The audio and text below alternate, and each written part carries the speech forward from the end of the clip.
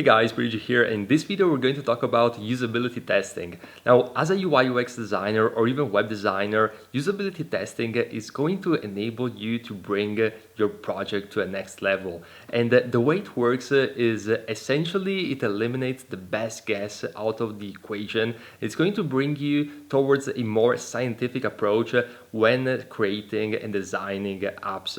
Now, we recently created an entire video which explains what usability testing is, how you should perform it, and essentially the pros and cons, because it's not something which comes at all advantages. It also comes with disadvantages.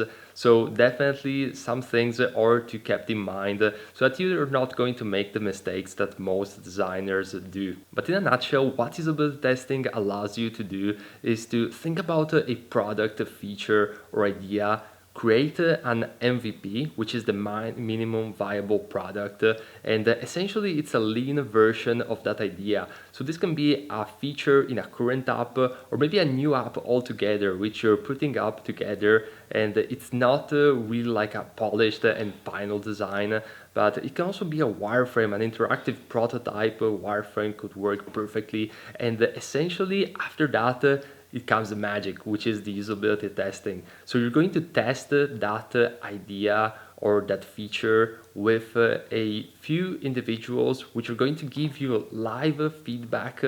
And this feedback is gold because it enables you to understand what is going to be the market response with a pretty good accuracy level without pushing all the effort and coding the prototype and basically doing all the things that are needed in order to push that product to the marketplace.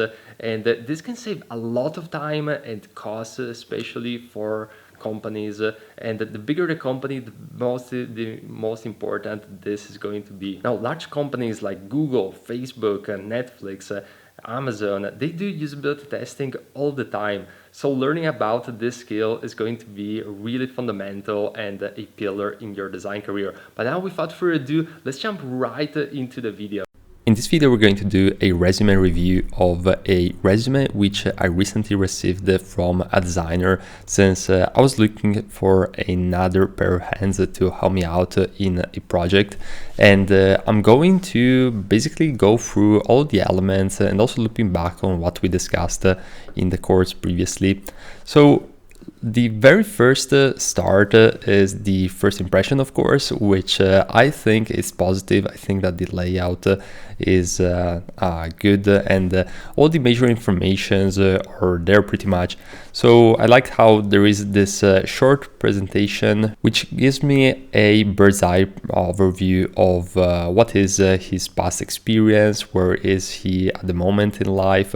So he's saying, I'm a second year student in UX design at Edinburgh College, graduating in 2021.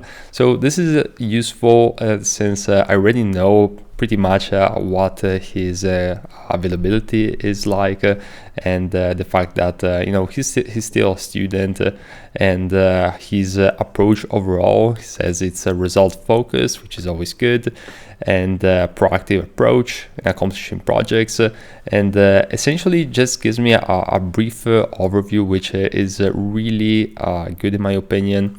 Now, apart from that, we have the design competencies right here. So he's basically listing the different skills and what his strengths are and what are his capabilities, which are good. I think overall, I briefly went through them and they're all pretty much good. I would avoid, if you're looking to get hired specifically as a UI UX designer, to add like too many things which aren't necessary. So you want to keep the resume as tight and focused as possible, and especially if you can tailor it for a specific job. Like the more tailored it is, the better it is. So I always make this example. If you are looking for pizza, if you go in a pizzeria or in a pizza shop, that's going to be the best place to get the pizza, because they know that they are specialized in only doing that. So the likelihood of having really good pizza is higher. However, if you go in a shop where it's a supermarket, well, in the supermarket you can find anything, but you know that the pizza is not going to be their specialty. So always approach advertising and marketing and especially resume design like this. And this is a principle which I learned from a 7-figure online marketer. So it's just like a general thing to keep in mind when it comes to your personal branding. So that being said, pizzas apart, let's go and let's see the experiences. So he worked for a couple of companies as a freelancer graphic designer. I like the fact that he mentioned well, the company, the role, also the amount of time he actually worked on for that specific company, and also the roles that he was working with. So essentially what he did at that company, because a lot of the times I receive some resumes or CVs where basically designers just put the role and the company and the data, but that doesn't really gives me a clue of what was going on, what were they focused on in the company. So this is definitely another thing which is useful. Personally, I'm seeing a lot of like brand identity, business card, brochure, letterheads, all those things, some social media. So this already gives me a clue that he's not super focused on UI UX design. So this of course, it's something that he can improve upon as he's working. He's just in the second year of college, so I was also doing these things when I was in college. But definitely, if you want to progress in your career as a UI UX designer, generally speaking, you want to put as much UI UX design projects as you can. Now, the same is true also for these other ones. And I'm also seeing some other jobs that he basically took. And it was in sales assistant, there's an S missing. And also at IT in London as the member.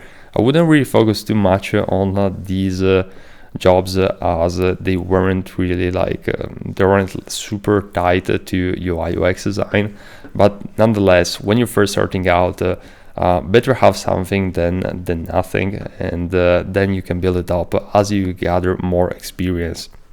Now, quick thing, portfolio is not written correctly, so I'm big on grammar mistakes, meaning that it's really important to double check the resume for any grammar mistake, because you never know who you have at the other side of reading this resume.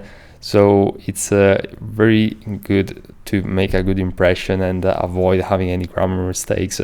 So if you can get your resume checked by someone who is a native English speaker, especially if you're not a native English speaker yourself, or you can just put all the writing in a software like Grammarly. They have a free version which is amazing.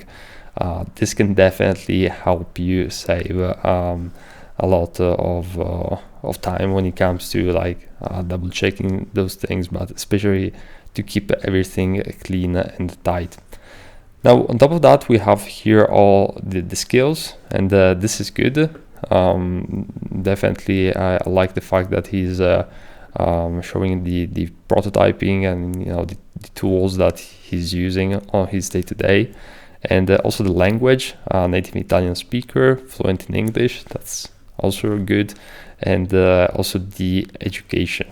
So overall, I think it's a really nice resume, just some things to keep in mind, and hope you can learn from this experience overall.